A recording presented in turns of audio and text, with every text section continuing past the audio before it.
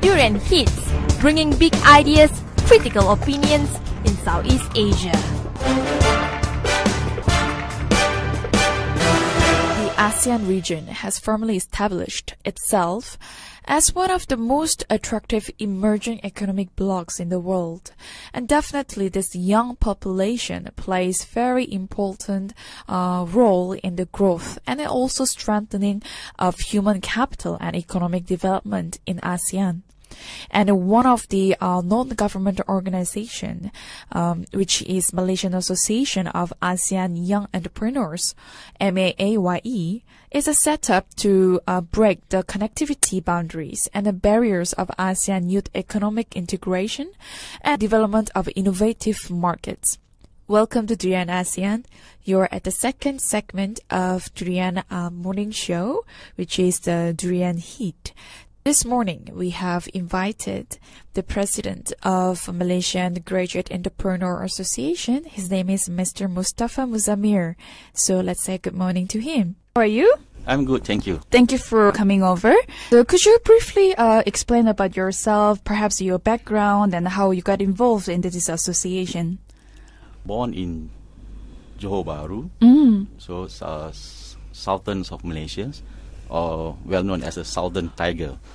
My associations are doing some more to educate and encourage young people to be an entrepreneur. Information also, my associations, Malaysian Graduates Young Entrepreneurs, also is part of alliance of ASEAN's China Young Entrepreneur Associations. The objective is amongst all the ASEAN's Young Entrepreneur Associations, non-profit regional umbrella platforms of young entrepreneurs, organizations from ASEAN member states and China to place a bridging role among young entrepreneurs from ASEAN's member states and China. But personally, myself also is an entrepreneur. I'm doing for the past 14 years, I'm doing logistics, and then my background is also logistician. I see. Okay, I study in local university, ITM, and then I further my study in University East London, UK. Also in business studies, a major in transport. ASEAN Youth Association.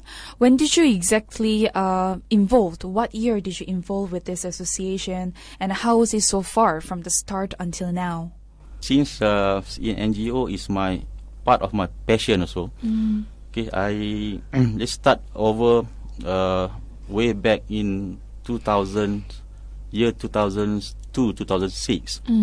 Where I continue my studies, and then a lot of my colleagues during that times doing business and sometimes continue their studies, and they always complaining to me that difficult to get a financial support. Okay, and then so during the discussions, and then I got the ideas to form the associations. Oh, right. Okay, so once we have the association, so our voice I heard. Okay, instead of we are going to individual, now we go under associations.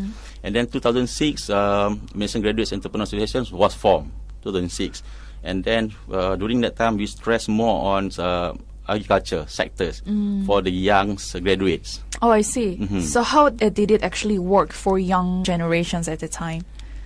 When it comes to agriculture, since governments are taking big effort, okay, asking all the young graduates to participate into the agriculture sectors, and then a lot of money have been invested also. I see. Okay, but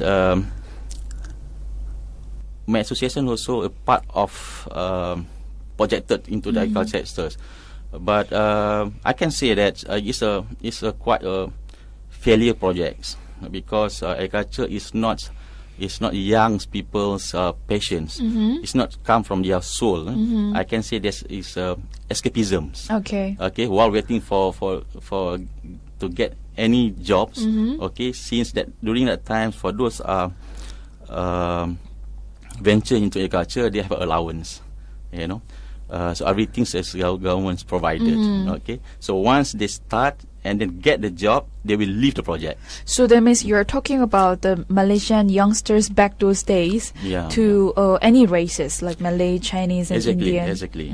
Yeah, that's for Malays, because To be honest, okay, I prefer to be honest.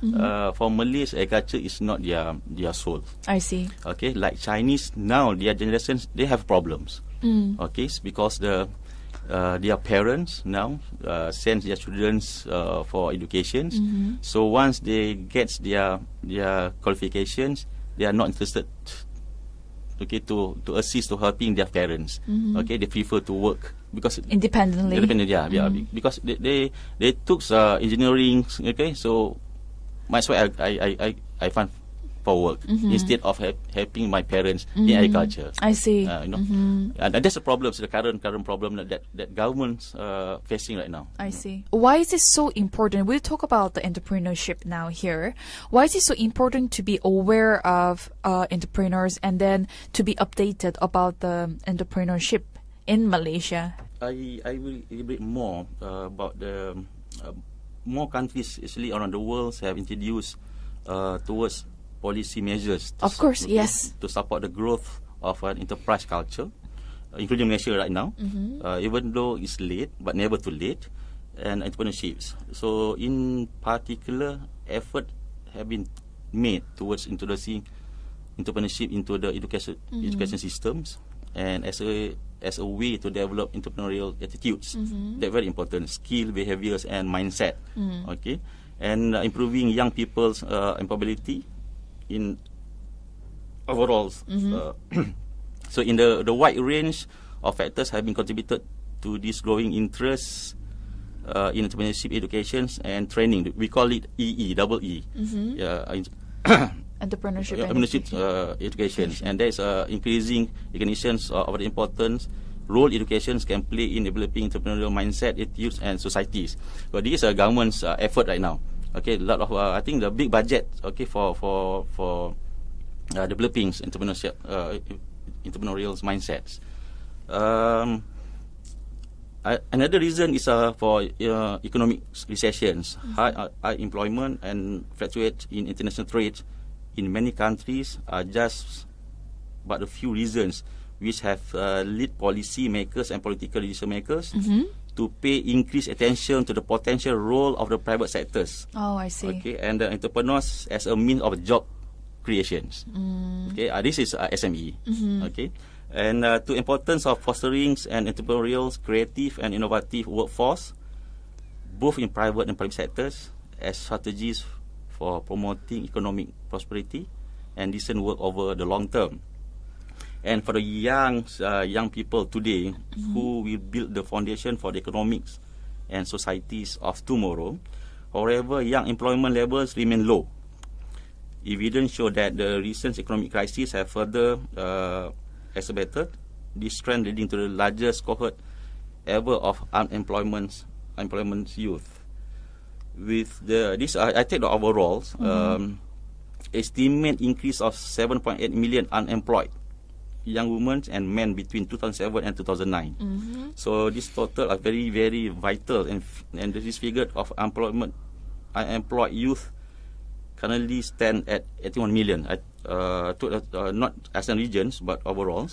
The recent events have demonstrated youth unemployment has created a dire situation in many countries, contributing to the social and economic costs to societies and communities. Okay, so about the awareness is very important in education systems. So, like my associations right now, for this year, our approach is we educate the entrepreneurial ship in primary school. In community school? Primary school. Primary school. All right. Okay. So then how is the approach going to be like to primary school? Because they're just about to learn all this basic and the fundamental knowledge. And then having ASEAN entrepreneurship as in the word itself is such a big word for the very young generations. So how is it going to be approached to the primary schools? Actually, we go very selected schools, okay, in rural and urban schools. Okay, so we go for the rural school first, And then we teach them. We have a module actually. Yep. Okay, we have modules. It's very very a brief one because they are still kids. Okay, so we just educate them and teaching them what's meanings of entrepreneur. Okay. Okay, because they don't understand definitions of entrepreneur. Yes. But when you talk about business, they know business. Okay, but they don't know definition of entrepreneurial. Okay, so once they understand meanings of business, only then they said, "Oh, my father also business." I see. Okay, but I never know that entrepreneur is a business. I see. Okay, All right. so we have modules to educate them step by steps. Okay, and for example, we organize one event. Okay, so everyone have to come out anything they liked. Okay, and then we sell to the parents. Okay, for example, like in one school in Sekolah Jalan 3 in Bangi, we produce fertilizer from waste. Okay, so this organic fertilizer. I see. Okay, so this project is ongoing now. So once about 40 students are involved. So one, they can produce the fertilizer, so they can use in school. Okay, for their gardens. So at the same times they can sell. So sell to the parents first. I see. Okay, from there we start. So they, in the sense that that way you can actually implement and plant the sense of business. Exactly. Okay, Exactly. so they will get familiarized with the entrepreneurship, the word itself. And then I also taught them that business or entrepreneur is not all about money. It's not. Even though if you exchange pencil and ruler or pencil to rubber, this is business. Yes. You know, the mindset. That's kind of the mindset. Yeah. Then we talked about the primary school approach by this entrepreneur from ASEAN perspectives. How about when it comes to the youth, younger generations, for example, college students or high school students? What is the status like in Malaysia? Because not many students are aware of ASEAN word itself, even though Malaysian is the chairman of ASEAN this year. But the awareness among the youth is very less and then lower than we expect. But then we are talking about the ASEAN entrepreneurs. So to be able to convey the message to the youngsters about this, how are the status like? For the past 2 years, I've been around among the ASEAN countries. I see that very tremendous, young people ventures into business. Business, all right. Okay, and then they would like to become an entrepreneur. For example, I can say. It's not wealth country, okay. For example, like Cambodia, or Vietnam, okay, Laos, okay. For instance, there are young people there actually because the government can't feed them. Yeah. Okay, so they have to think independently. Yeah. Okay, to survive. To survive because there's not much job creations in their countries. Okay, that's why they have to become an entrepreneur. But in Malaysia, it's the other way around. Okay, forgive me. In Malaysia, all the young people is complacent. Okay, they're complacent by their parents. Okay, and their environment. I think you agree with me. Okay, and then that's why they love to see and wait. All right, and then some of them, it's not all. Sorry, it's not all. Some of them, they have their own passions. They have their own ambitions. All right, and then back to your questions, Grace. Okay, this is a very crucial for youth, especially in Malaysia, to play a greater role in promoting the country ahead. As Malaysia, especially Malaysia, because Malaysia going to be a chairmanship of ASEAN 2015, and then the implementation of the AEC, ASEAN Economic Community, and then forget not, ASEAN will become a more effective instrument in receiving the aspirations of the people towards effective and responsive governance. I see. Okay, like I said just now, government should play a big role here about the awareness. Yes. You know? Okay, and then like you said just now, colleges. Okay, either in private or public universities. Right now, I believe almost all the public universities and private universities, they have entrepreneurships programs. Of course. Yeah. Okay. I think for the past 5 years. Okay, because they know already. So entrepreneurship is very important for the economic growth. Okay. Recalling the ASEAN Vision way back, ASEAN Vision 2020 in KL. 1997. Okay. The youth now have a critical role to play in the regional's effort to build up for Southeast Asian nations, and therefore youth participants in developments at the regional level should be strong pillar in all current and future development networks. And then my advice to my almost 10 years in my involvement with entrepreneurships, especially for the young people. Even though we are quite left behind, you know, like I said just now, is but never too late. Okay, but there's some leakages, because there's some voice from all the young people saying that they don't have the informations about all the opportunities that have been offered by the government. But I believe in every country, okay. But I take Malaysia as a example. I'm not condemning Malaysian government, but quite not all, but a few of the senior government officers are not doing their good job. All right. Okay, we have brilliant prime ministers and deputy prime ministers. Okay, they come up with very brilliant ideas for the youth, and then they have very good aspirations. But the ideas come from the higher authority, and then supposedly the senior government officials, okay, should take the actions implemented. But when you deal with the young people, mostly for entrepreneurship, you as a person that responsible, okay, you should understand what is entrepreneurship all about. Yep. You must know the young people's problems, their minds, their passions, you know, and then you should put yourself at their positions.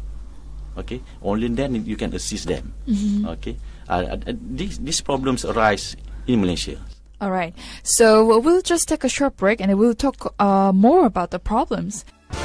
The Durian Heat, bringing big ideas, critical opinions in Southeast Asia.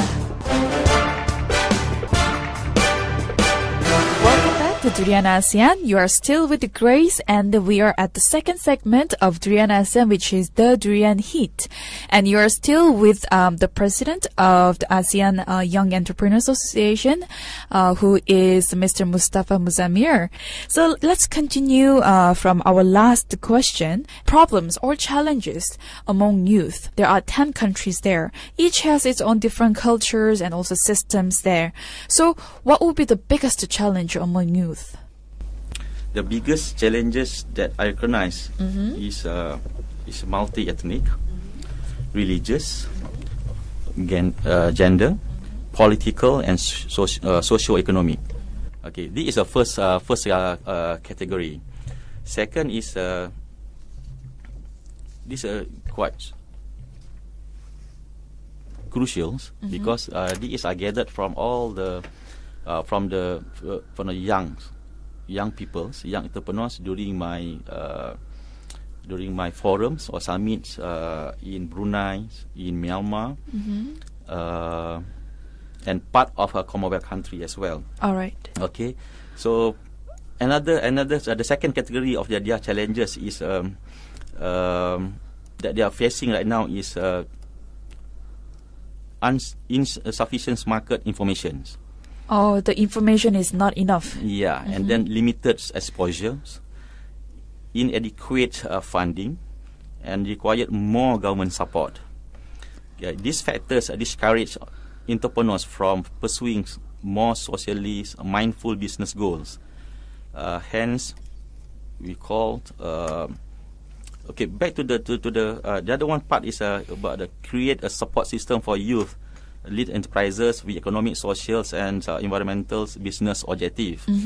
And then, like I said just now, is a structure of educations, training and mentorship programs with innovations as the key accelerator. The third one is streamline the system for fair and inclusive access to financing for socially responsible businesses. The last one is accelerate policy implementation across border. This I can say is about trade barriers. Okay, so that's one the G2G have to tackle this issue. These challenges that I'm not create. Okay, this come from all the young entrepreneurs.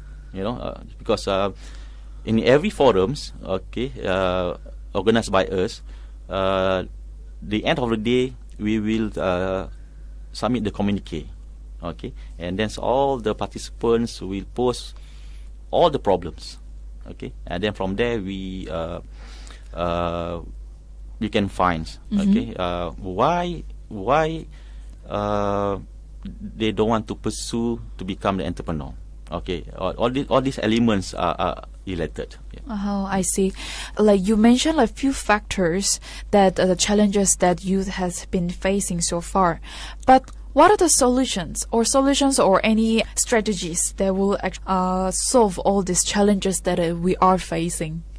That comes NGOs, okay, among the respective ASEAN countries, okay,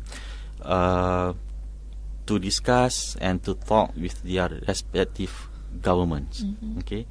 For example, to access to finance, okay. Like in Malaysia, we have a lot of schemes. Yes. Okay. And then we to ensure that all these schemes will go to the right receivers. Okay. For example, I don't to mention what schemes. All right. But one schemes is offered by one of the Malaysian ministries. They can't collect the loan. Because it's very loose. The agreements are very loose, and then during the selections also are very loose. Okay, and then the NPL, non-performing loans, are very high, and then you can take you can sue them because average age is about 25 years old. They are very young, but we just give the opportunity how they can pay back. Okay, that this about 2006, 2007. So Malaysia experienced this bad loan. Okay, that's why I said just now it's very important. NGO and governments sit down together. There's a genuine young entrepreneurs which until now are complaining, still didn't get financing. And then the process take a long way, and then there's a lot of bureaucracies and a lot of documentations, which is not good practice. This is my own experience and my own opinions. Then we'll just take the one example, gender issues, because especially ASEAN regions, quite a few are practiced in based on the conservatism. So when it comes to gender issues, that affects the job opportunities, and also in terms of salary ranges between female and male. The cultures are different from different countries, and that has led a bit of a problems to youth, as much as it is revolving in terms of how the modernization of job opportunities and how female are now standing up in the business world to to start up their own business rather than before, like for example, fashion industry was a sort of female dominated industry, but now males are coming in terms of technology and engineering. We see a lot of females are involved in the industry as well. So what is your perspectives? And then the workplaces, they may face certain problems when it comes to culture, a religious problem as well. Oh, that's a very honest question, Grace. But I think in Malaysia, gender issue is not that bad. Okay, I think everyone's get their cakes, but I'm lie if I'm said there is no issue involved about the religious. All right. Okay, and the races. But that's why Prime Minister of Malaysia's come up with the ideas one Malaysia. Okay, so everyone have equals. Okay, equals in terms of jobs. Okay, in terms of doing business. Okay, and education as well. This is a long process. This is a very long process. Okay, but I believe there's no for me this don't have a big issue about the gender in Malaysia. So everyone have played their own roles. For me, to become an entrepreneur, you must grab that opportunities. Okay, for example, like you said just now, in fashion industries, those days females are controlling. Yeah. Okay, but now it's a male. You know why? Because technology. Okay, in fashion industries, or I take fashion industries. You don't need a premise or outlet. Okay, but now the fashion industries or accessories of fashions, okay, we can do the online business. All right. Okay, so we just start small capital, okay, low risk, okay, that everyone can venture into. That's why I said there's a big cake, so everyone can share it. But first come, first serve. The opportunity is there. The market is open. But in business, if you keep waiting, we are losing. Okay, so that is my opinions. So we talked about the opportunities that are already available. It's the matter of how youngsters are just become so curious about what they can where and how they can venture themselves into all those industries. They're already there. Then do you think there is a such thing as a good time to venture themselves into become entrepreneurs, or it's always been there, the platforms are already provided either from the government or from even on the public basis? It's just that the matter of the mindset that we are having here, that we are just sort of lay back, and then we just keep waiting for the opportunities to just come right in front of our faces. Okay, there is nowadays there's no spoon feeding. Okay, this is over already. Okay, because it's very globally it's very challenging. Okay, so if you ask me, so when they can venture to the business, so for me it's anytime by now. Okay, anytime by now.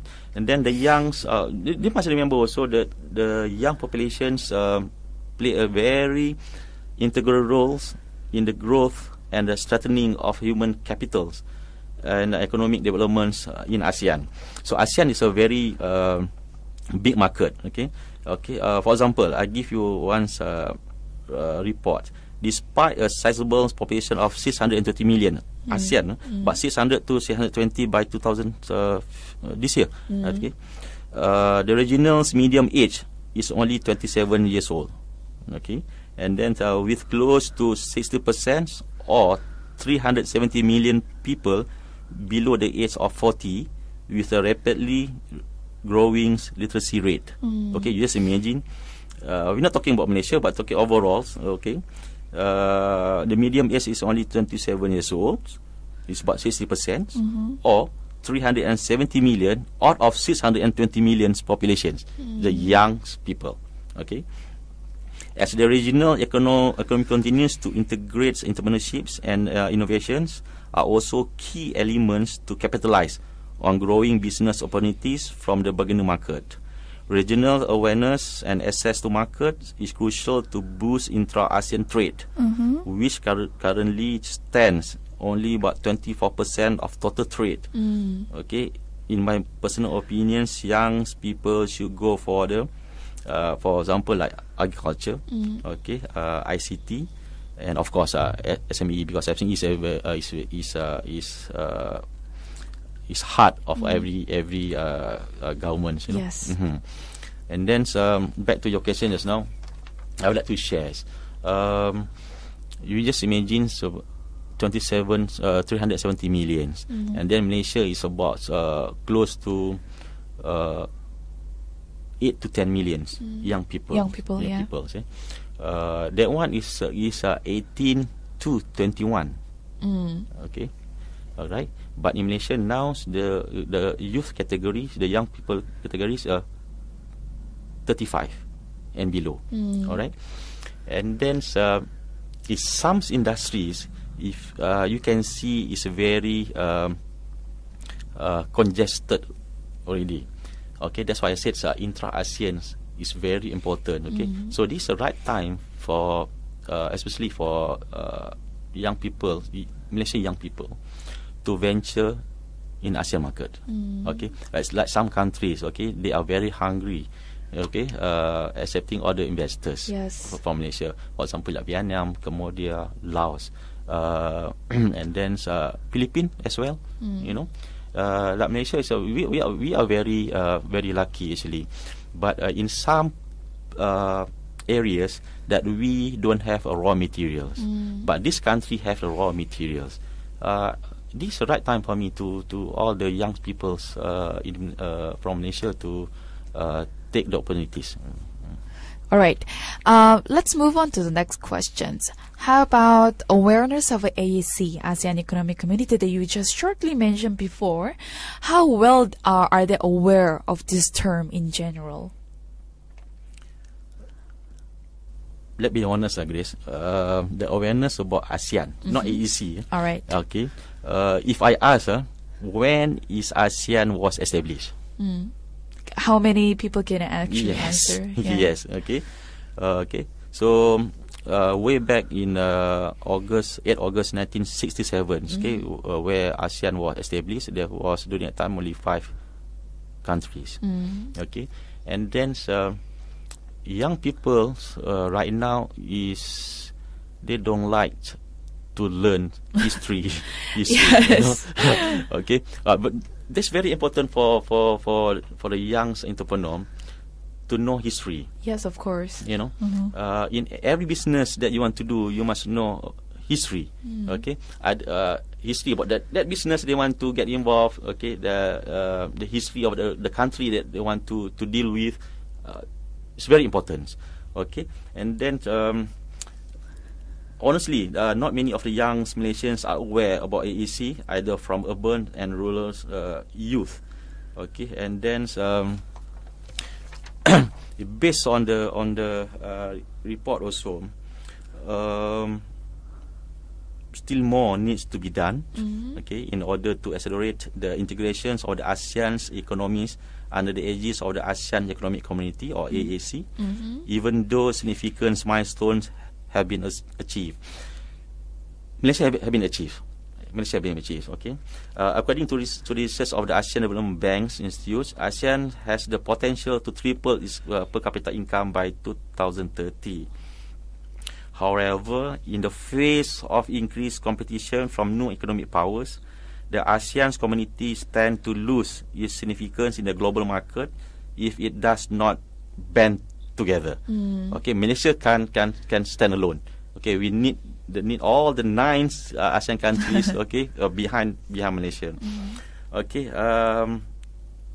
the EC has benefited the people in the region through increased per capita income, which rose to 11,288 ringgit in 2012 from 9,900 in 2010. The big increase. And then the ASEAN trade grew about 60.8% in 2012, about 6.62 trillion. All right, way back in 2010 is about only 2.1 trillion US. Malaysia in particular will benefit tremendously from the AEC, as ASEAN remains a major trading partner, accounting for over 25% of Malaysia's total trade last year. 25%. The market is big. So we need the young people now it's the right time. Okay. And then the ASEAN market size is about 20 times larger than Malaysia, and its combined GDP is worth 8 times that of Malaysia. As such, it is apparent why regional integration has become a national agenda for Malaysia. And then the AAC will support the National Transformation Program agenda.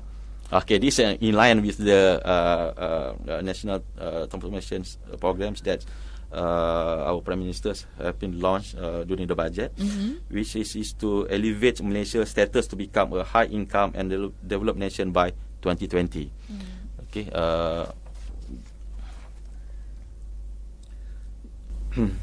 And then in this regard, I wish that the more seminar, exhibitions, expo and festivals for young people will serve as a platform for the young leaders to actively participate in exploring awareness of AEC.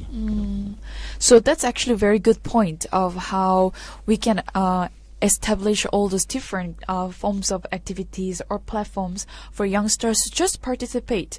And then only after that they realize, oh yeah, this is all about the AEC, and that this is very important to us to become entrepreneurs. So, well, we'll take another short break and we'll come back and we'll talk about the future plan for ASEAN and the youth in general. The Durian Heat, bringing big ideas, critical opinions in Southeast Asia.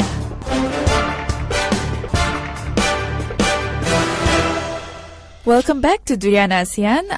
We are at the last segment of the Durian Heat. And my name is Grace, and you are still with the president of ASEAN Youth Entrepreneurs Association, Muzamir, Mustafa here. So we'll go for the different topics about future plan and what is the way forward to bring the awareness among ASEAN youth. Thanks, Grace. In effort to enhance awareness intra-ASEAN connectivity, especially in the AEC ASEAN Young Entrepreneur Associations, which shall functions to activate and connect Malaysians young entrepreneurs with other ASEAN's young entrepreneurs from effectively through officials and regulated channels, and to promote business, skills, services, and innovations. Let me elaborate more. It's very important that I said earlier on between NGOs and the government, every respective ASEAN countries government, okay, to insist NGO, because government can't do alone. Okay, they need NGOs. So as many as NGO they can call up. Okay, but I want to share like Malaysia experience. For example, I will advise Malaysian governments. Okay, I think this is the right channel for me to express my ideas. Of course. Okay. All the ministers, okay, and related ministries which involved with entrepreneurials, because in Malaysia we have about almost 3 or 4 ministry has their own entrepreneur programs. Then every time they go for ASEAN countries for the roadshow or visit, they should call the NGOs, okay, to go together. Okay, instead of all the officers are going there. Okay, so if they invite all the NGOs, not the all, for those are interested, okay, I think I think we can delivered the message, okay, and then we can. I think the young people also are very supportive, okay, to go along with the leaders, okay, for the business visits, something like that, for business networking, something like that. These are very good platforms for the young people, you know. That's why I said every time when the leaders going abroad, and then they left behind all the young entrepreneurs. The Malaysian government should carry them, you know, not leave them behind. And then number two. So currently, a lot of forum and seminars about the entrepreneurs, okay, but for the students, means final year students, okay. So why not the seminars for the AEC or the awareness for the ASEAN, if for the young entrepreneur, for those young entrepreneurs are doing their business startups, okay, they are new in the business. I think they should join these forums. This is a part of the government's benefit as well for in long terms. Yeah. So are you saying that majorly government needs to also help to bring the awareness? Yes. Yeah, it's a Malaysian Malaysia government's efforts, okay, and then implemented by the NGOs. By the NGOs. Yes. All right. So that was another positive organization that we have to take into consideration, which is NGOs, to bring the awareness. Yes, of course. Yes. Okay, so that's it for our session at Durian ASEAN today, and we'll be back for the more news and also updates from Southeast Asia. So thank you so much for the interview and coming over to participate in the interview. Thank you, Grace, and thank you to Durian ASEAN.